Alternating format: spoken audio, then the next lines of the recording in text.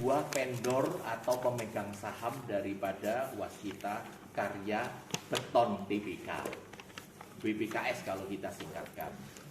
Di mana ini Waskita Karya Beton ini telah di PKPU atau dituntut PKPU oleh para kreditor. Ya, di mana kreditor itu sudah sudah lewat waktu lama. Waskita Karya Beton ini, WBK ini belum mampu membayar tagihan-tagihannya. Dengan demikian, mau nggak mau itu dituntut untuk melakukan PKPU. Dalam PKPU tersebut telah terjadi perdamaian. Bagaimana bayar si A berapa tahun dengan bunga berapa dan sebagainya. Dari hampir 100% kreditornya, hanya 8% yang tidak setuju.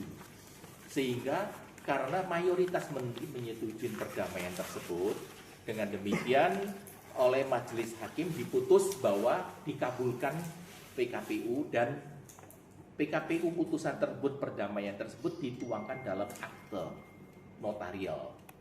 Nah, di mana yang di sini ada namanya Bank DKI, BUMD. Dia merasa tidak terima dengan hasil perdamaian atau kesepakatan yang sudah diputus oleh majelis hakim. Kemudian Bank DKI ini mengajukan kasasi atas putusan niaga tersebut. Di mana putusan niaga tersebut dikasasi ditolak oleh Mahkamah Agung, berarti putusan telah berkekuatan hukum tetap.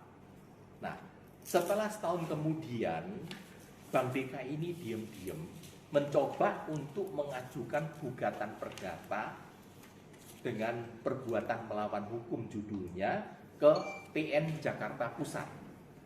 Ditolak oleh PN Jakarta Pusat, didaftarkan pun udah nggak bisa, karena PN Jakarta Pusat telah menerapkan suatu hukum yang prinsip bahwa putusan niaga itu nggak bisa dituntut dalam peradilan umum. Karena setiap masing-masing peradilan itu mempunyai jurisdiksinya tersendiri. Tahu-tahu diam-diam setelah gagal di pengadilan pusat, Bank DKI ini atau PH-nya ini mendaftarkan di PN Jakarta Timur.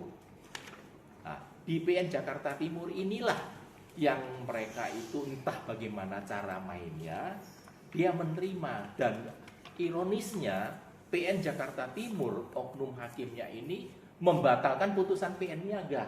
Itu kan sesuatu bumerang di peradilan kita. Peradilan umum membatalkan putusan PN Niaga.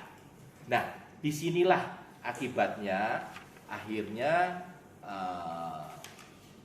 setelah diputus, WBK mengajukan namanya banding secara prosedur hukum.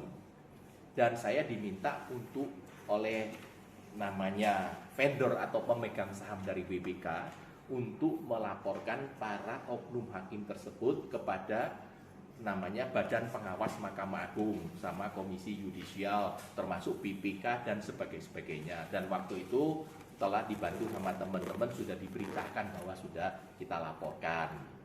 Nah, selanjutnya 2 hari yang lalu kita baru mendapat putusan dari Pengadilan Tinggi, yang dimana putusan Pengadilan Tinggi tersebut membatalkan seluruh gugatan daripada Bank DKI.